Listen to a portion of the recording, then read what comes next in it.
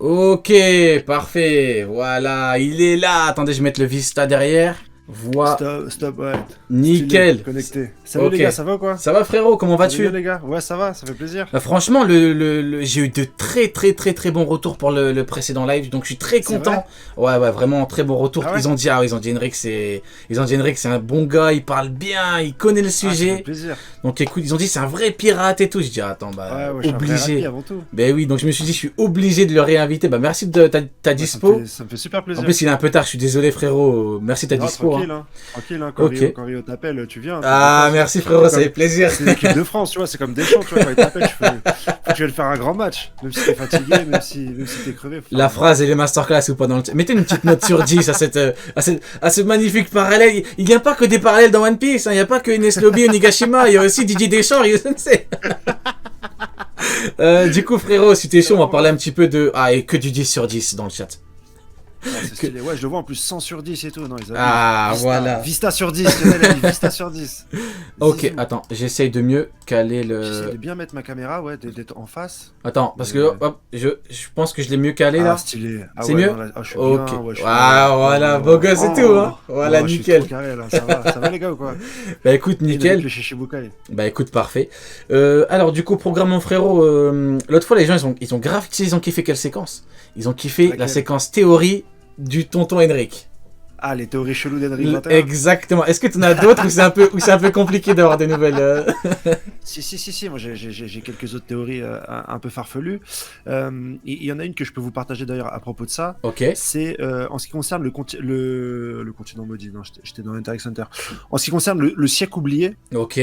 Ouais. parce que tu sais qu'à un moment donné, on va nous raconter un peu ce qui se passe dans le siècle oublié. Totalement. Et ça risque de prendre du temps. Peut-être un tome, peut-être 2 tomes, peut-être 3 tomes. Bah, le flashback de Den a pris un tome entier, donc ouais, totalement. Exactement. Ouais, pourquoi pas. Ouais. Et faire du One Piece pendant 1, 2 ou 3 tomes sans Luffy, ça peut paraître un peu bizarre, tu vois. Je me dis comment est-ce que les Oda va faire ça, tu vois.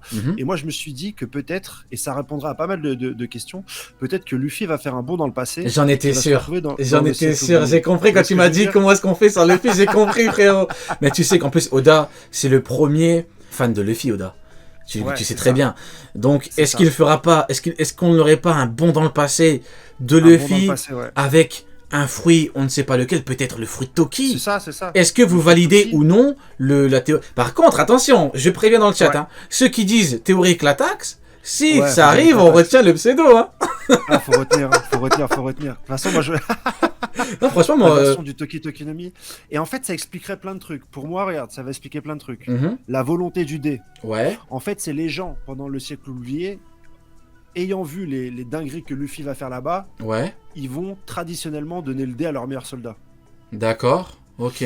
Comment il s'appelle? Le docteur Vegapunk n'est autre que Franky qui était au siècle oublié, qui a noté toutes ses inventions. Ah oui, attends, c'est intéressant là. Le Vegapunk, ce serait Franky. Tu peux nous expliquer un petit peu? Franky lui-même. Bah en fait, Franky va dans le siècle oublié avec Luffy. Luffy irait dans le siècle oublié avec tout son équipage. Ok. Et en fait, c'est de là que naîtraient toutes les légendes, notamment celle de Vegapunk. Ok. Qui en fait ne serait que Franky, et c'est pour ça qu'il est en avance en fait. C'est juste qu'il est dans son temps, mais envoyé dans le passé. Ah ouais, là on est dans... Oh, c'est une dinguerie, la Matrix x10 là, c'est une immense dinguerie là, ce que tu nous proposes frérot. Là c'est grosse matrice. Hein. Tu nous proposes du concret là. Et quand et Joy Boy, le Joy Boy ne serait autre que Luffy en fait. D'accord, d'où il y a que Joy Boy qui pourrait me vaincre et du coup ce serait Luffy. Et en fait, c'était le Luffy du passé, et la légende va se transmettre de génération en génération. On va l'appeler Joy Boy parce que c'est Luffy en fait le premier Joy Boy. Et en plus, ça permettrait d'éviter. T'as vu, moi, ce que j'ai peur dans One Piece, c'est qu'on tombe dans le. En fait, tout ça n'est qu'une prophétie, et Luffy n'est qu'un élu. Ok. Et en fait, si jamais c'est Luffy qui fait lui-même, qui est à l'origine lui-même de sa propre légende, ça veut dire qu'il ne suivrait pas le même coup que Naruto, qui en fait serait plus le symbole du dépassement de soi et de l'effort, mais en fait, il est devenu le fruit d'une prophétie. Et ça me gênerait qu'on... Même si ça n'enlève pas tous ses exploits. Le fait qu'ils aient dû s'entraîner et tout. Quelque part, ça n'enlève pas tous ses exploits. D'accord. Mais cette théorie-là, j'avais fait ça par rapport à ça. C'est d'ailleurs, c'est en commentaire, on me l'avait donné, je l'avais alimenté par rapport à ça. Oh, dans le chat, il y en a qui disent théorie d'anglophone, vous abusez. Non, pour moi... En anglais. T'as un bon niveau d'anglais ou pas? Non, éclataxe. Eh bah, dis-toi, tout à l'heure, il y a un anglais, il y a un anglophone tout à l'heure qui m'a clashé, t'imagines? C'est une immense dinguerie. Mais toi, tu les as tous faits. Je l'ai calmé en direct live, en 4K. Tu les as tous faits. Ah, il a dit quoi? Il a dit les rapports de force des francophones sont nuls. T'imagines le but contre son camp, légendaire là? Finale de Coupe du Monde ou pas? Ah, ouais. Non, mais en tout cas, il a pu amener un tel truc. Mais pour moi, le seul point compliqué, c'est, tu vois, le Luffy, Joy Boy. Parce qu'en fait, t'as vraiment deux camps. T'as soit, on se dit que Luffy est, quoi qu'il arrive, Joy Boy, dans le sens où vraiment t'as la prophétie, c'est lui, Joy Boy, t'as une espèce de réincarnation via l'âme ou je ne sais quoi. Ouais. Ou t'as Luffy peut devenir Joy Boy, parce que tu vois, Kaido à un moment il dit un truc intéressant, il dit toi non plus tu n'as pas pu devenir Joy Boy. Donc est-ce que Luffy peut devenir Joy Boy si on prend les modes de Kaido, ou est-ce que on n'aurait pas, pourquoi pas, un Luffy qui est vraiment Joy Boy au sens premier du terme, dans le sens où comme tu le dis, enfin soit c'est un mec du passé, tu vois, un transfert d'âme, c'est très compliqué cette histoire. Toi qu'est-ce que t'en penses? Moi, ce que j'en pense déjà, quand Kaido a dit Luffy, finalement, tu n'es pas Joy Boy, c'est Luffy, finalement, tu n'es pas la personne qui m'a vaincu. Parce que dans la tête de Joy Boy, dans la tête de Kaido, Luffy, c'est dans la tête de Kaido, pardon, Joy Boy, c'est celui qui doit le vaincre. Donc au final, il n'a pas tant d'informations comme ça sur Joy Boy, il s'est juste dit un jour dans sa tête. Ah bah Joy Boy. Justement, moi, c'est ce que je me dis. Voilà, je me dis, est-ce que c'est une petite phrase en mode. Faut la prendre au pied de la lettre, ou est-ce que on n'aura pas la suite des infos? Parce que ça, c'est vraiment Joy Boy, c'est vraiment un sujet qui est compliqué. Tu peux pas arriver et dire j'ai tout compris sur Joy Boy et te dire n'importe quoi, tu vois.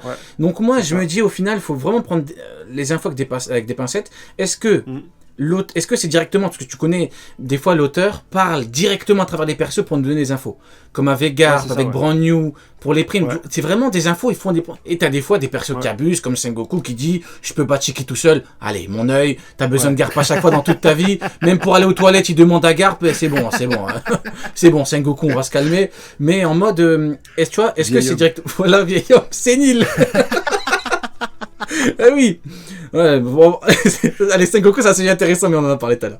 Donc moi je me dis, est-ce que c'est l'auteur qui parle directement à travers Kaido, ou est-ce que justement là c'est que Kaido, dans le sens où Kaido pense savoir comment est-ce qu'on devient Joy Boy, Kaido croit qu'on devient Joy Boy alors que peut-être qu'on ne devient pas Joy Boy, peut-être qu'on est Joy Boy. Donc c'est très compliqué. Moi de ce que j'ai compris, ouais, c'est compliqué. Joy Boy c'est c'est un ancien possesseur du Nika Nika no Mi qui aurait fait n'importe quoi à son époque. Donc on aurait dit que et ça donnait Joy Boy. D'où la promesse de poisson, je vois ce que tu veux dire. Ouais, c'est ça. Et Luffy, là, prenant encore le Nika Nika no Mi, donc ce serait le deuxième possesseur du Nika Nika no Mi, aurait le même rythme du battement du cœur que ce certain Joy Boy du passé. D'accord, ok. Je crois que c'est ça. Ouais, bah écoute, après franchement, moi... Mais ce qui fait que ça fait un lien de filiation assez prophétique. Ouais, justement. Et moi, j'essaie de me dire, bah, si Luffy, ça serait en allant dans le passé, il aurait fait ce gars, et ben, en fait, il serait à l'origine de sa propre légende, et ça serait un pied de nez à ce qui nous pend au nez. Ouais, ce qui est la destinée, entre guillemets, vraiment au pied de la lettre. Histoire de destinée qui, des fois, peut un peu... après, tu l'as bien vu.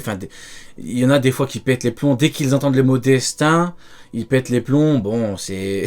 Pourtant, le mot destin, c'est vraiment utilisé depuis le début. Hein. Tu vois, Crocus en parlait, Shanks en parlait, même Barbe Blanc. Tout le monde en parle. Ouais. C'est juste que, vu que tu connais Shiroda, il est vraiment... Des fois, il te donne vraiment des petits indices.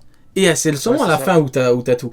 Donc écoute, on verra pour Joy Boy. En tout cas, Joy Boy c'est un sujet intéressant. Moi je pars du principe qu'on peut pas arriver et dire j'ai tout compris sur Joy Boy alors que bon. Non, c'est sûr. On a quelques éléments comme ça qui sont. Excusez-moi, dans le chat, c'est Nika Nika no Mi, c'est Ita Itanomi, je crois. Le chat il m'a dit c'est qui ce mec? Il a dit Nika Nika no Mi. Ito, mais t'inquiète, c'est rien.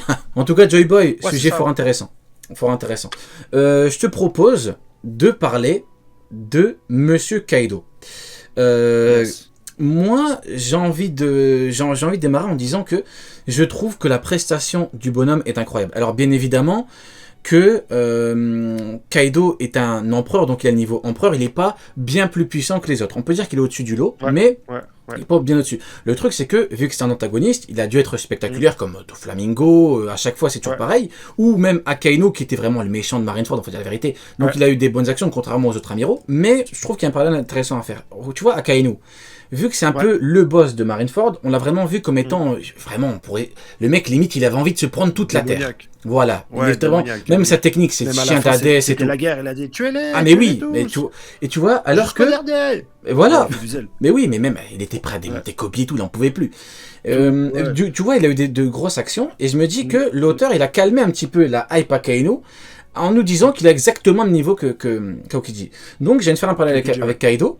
Est-ce que par hasard, dans l'arc d'après, on n'aurait pas une espèce de clim vis-à-vis de Kaido, parce que beaucoup pensent qu'il est vraiment, tu as présenté comme étant le boss, tu vois. Est-ce qu'on n'aurait pas une clim vis-à-vis de Shanks, vis-à-vis de Barbe Noire, vis-à-vis d'un retour de Xebec? Qu'est-ce que t'en penses, toi? Si, c'est sûr. Déjà en termes de narration de base et du shonen, le héros il doit passer de difficulté en difficulté, et les difficultés d'hier deviennent obsolètes aujourd'hui. On l'a vu pour tous les antagonistes de Luffy, que ce soit Crocodile, que ce soit Rob Lucci, que ce soit tous ceux Doflamingo, etc. Donc forcément qu'il va plus être à la page, et au niveau des difficultés pour le personnage principal. Ça c'est sûr. Et d'autre part, aujourd'hui, son rôle a été fait, a été rempli en fait. Il a servi à ce que Luffy atteigne une certaine marche. Totalement, tout comme l'équipage de Kaido. Ouais, exactement. Il menace, non? Il y en a beaucoup qui comprennent pas. Mais l'un des objectifs premiers de l'arc, je suis désolé, mais on va m'en vouloir. Mais le fait de libérer Wano Kuni, je suis d'accord que c'est important, mais pour moi, tombez-moi dessus, c'est pas grave. C'est plus un prétexte pour que Luffy atteigne le niveau d'un équipage d'empereur, enfin avec son équipage, justement pour son but qui est de devenir roi des pirates. Je veux bien qu'on me dise oui, mais Luffy il veut sauver tout. Je suis d'accord, mais pour moi c'est surtout, je dis pas que c'est nul ou que ça sera, non au contraire. Je dis que pour moi ça c'est le prétexte numéro 1 et pour justement que l'équipage atteigne le niveau d'un équipage d'empereur, parce que sinon c'est compliqué.